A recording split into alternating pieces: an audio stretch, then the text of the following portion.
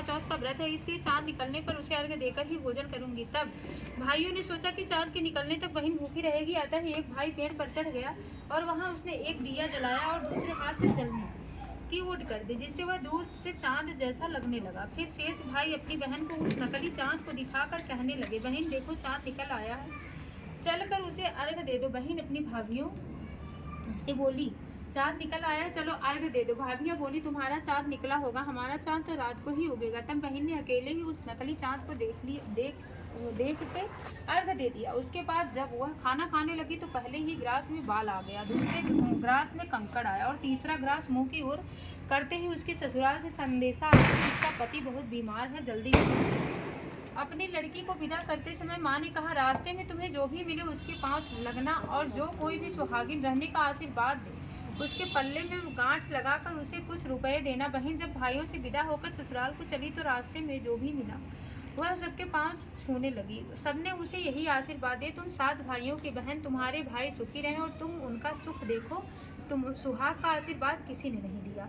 जब वह ससुराल पहुंची तो दरवाजे पर उसकी छोटी ननद खड़ी थी। वह उसके भी पाँव लगी तो उसने कहा, सुहागिन रहो, दूधो नहाओ, पूतो फलो। उसने यह सुनकर उसके पल्ले में गांठ बांधी और उसे सोने का सिक्का दिया। फिर भीतर गई तो सास ने कहा, तेरा पति धरती पर पड़ा है। तो वह अपने पति के पास जाकर उनकी सेवा करने के लिए बैठ गई। बाद में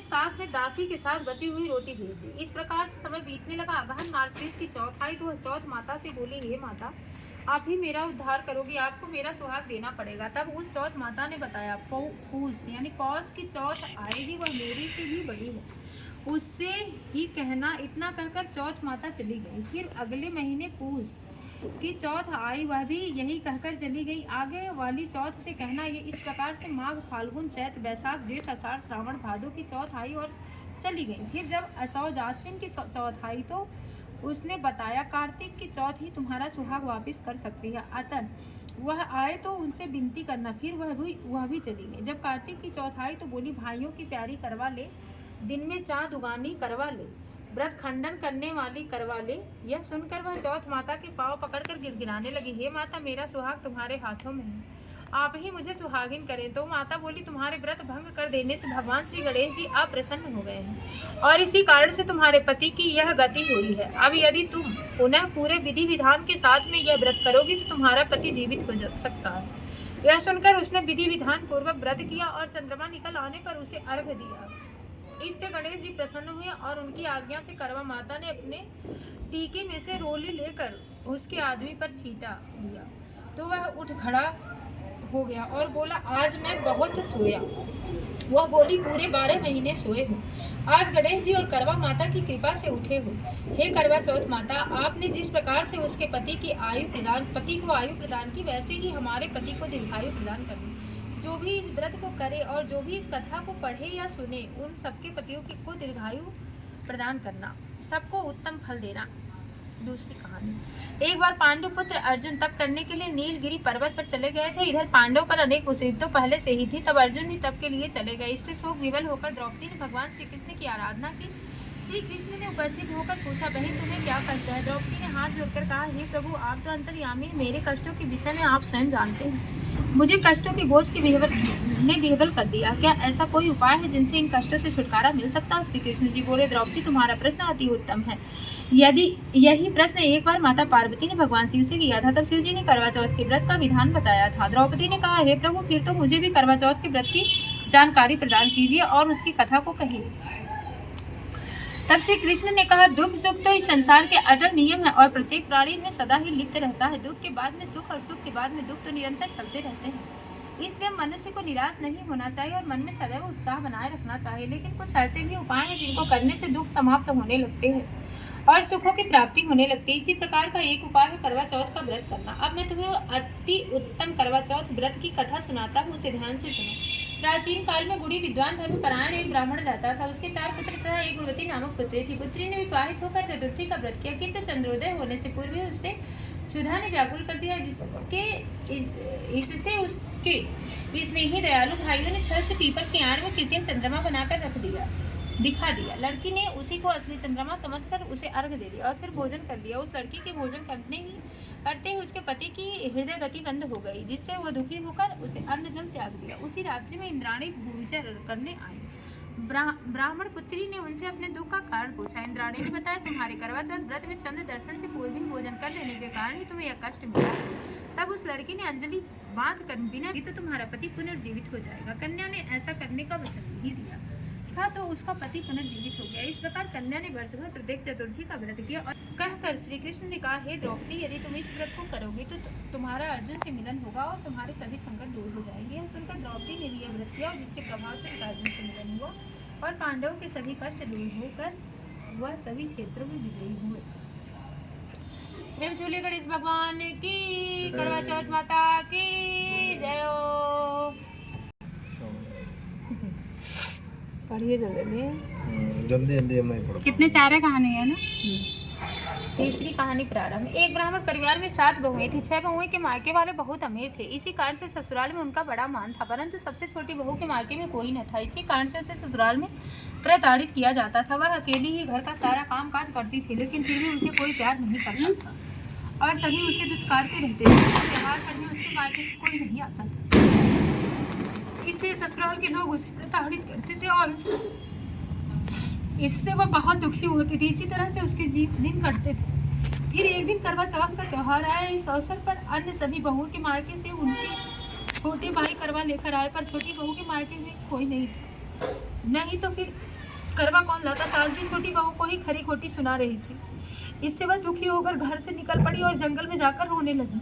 वहीं पर एक नाग अपने बिल में रहता था। वह बहुत देर तक उसका रोना सुनता रहा। अंत में वह अपने बिल से निकल आया और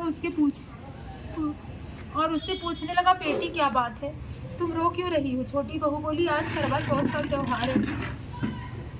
इस त्योहार पर सभी भाई अपनी बहनों के लिए करवा लेकर आते हैं, लेकिन मेरा तो कोई भाई ही नहीं है। यदि मेरा भी कोई भाई होता तो आज जरूर करवा लेकर आता। नाग को उस पर दया आई। नाग ने कहा, बेटी तुम अपने घर जाओ, मैं अभी करवा लेकर आता हूँ। इतना सुनकर छोटी बहू अपने घर आ गई। थोड़ी देर बाद वह नाग भी मनुष्य का रूप धारण करके उसके घर आ पहुंचा। उसने सास से कहा, हे माताजी, मैं इस छोटी बहू का दूर का भाई हूँ। मैं बहुत बरसों के बाद वापस आया हूँ, इसलिए अब अपनी बहन से मिलने आया हूँ। इतना कहकर उसने छोटी बहू को करवा दिया और उसके सास ससुर तथा अन्य लोगों को विभिन्न प्रकार के उपहार दिए। इतना अधिक सम्मान देखकर सभी लोग चकित रह गए। सास भी अत्यंत प्रसन्न हो गई। तब नाग ने सास से कहा, हे माताजी, मैं अपनी बहन को कुछ दिनों के लिए अपने घर ले जाना चाहता हूँ। तब सास ने प्रसन्न मन से छोटी बहू से कहा, उसको भेज दिया उसके भाई के साथ। वास्तव में वह नाग सभी नागों का राजा था। वह छोटी बहू को अपने महल में ले आया और उसे सारा महल दिखाकर बोला, हे बहन, तुम जितने दिन चाहो उतने दिन आराम से रहो, मन चाहा खाओ, मन चाहा पहनो। पर एक बात सामने रखी, नाद का ढक्कन नहीं। छोटी बहू उस महल में आराम से रहने लगी, लेकिन नाद के बारे में उसकी उत्सुकता बढ़ती।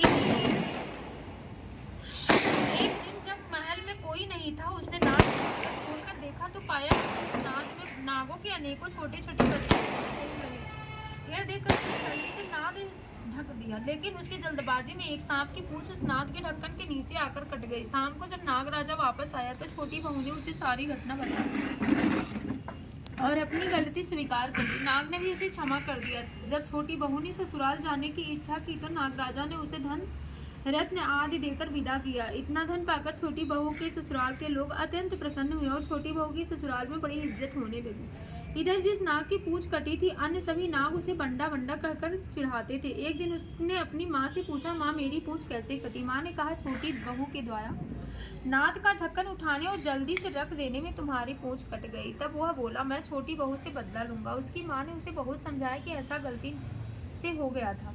छोटी बहू ने जानबूझकर कुछ नहीं किया, लेकिन वह नाग नहीं माना। एक दिन वह नाग चुपचाप छोटी बहू के घर में जाकर छुप गया और मौका पाकर उसे काटने की सोचने लगा। तभी वहां पर छोटी बहू तथा उसकी सास आई और आपस में बातें करने लगी। सास ने पूछा, बहू, तुझे सबसे ज्यादा प्यारा कौन है। तब छोटी बहू ने कहा, मुझे तो अपना बंडा भैया ही सबसे ज्यादा प्यारा है। बंडा ने जब यह बात सुनी तो वह अपने मन में सोचने लगा, जो बहन मुझसे इतना प्यार करती है, मैं उसे ही काटने आया हूँ।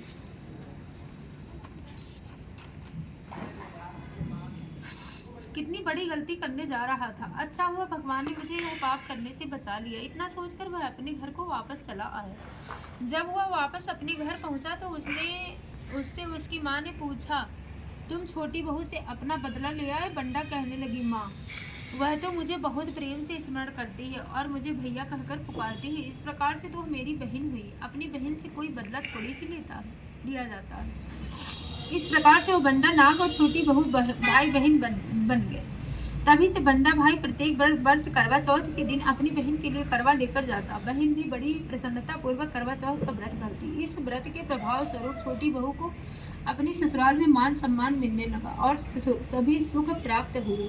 हे करवा चौथ माता, आपने जिस प्रकार से छोटी बहू को उत्तम फल प्रदान किए, उसी प्रकार से हमें भी उत्तम फल प्रदान करना। प्रेम से बोलिए गणेश भगवान की जय, करवा चौथ माता की जय।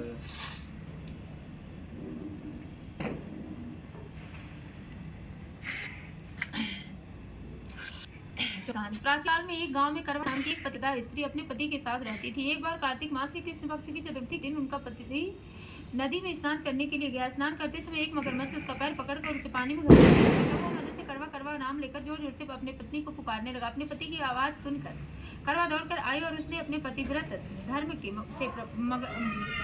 के प्रभाव से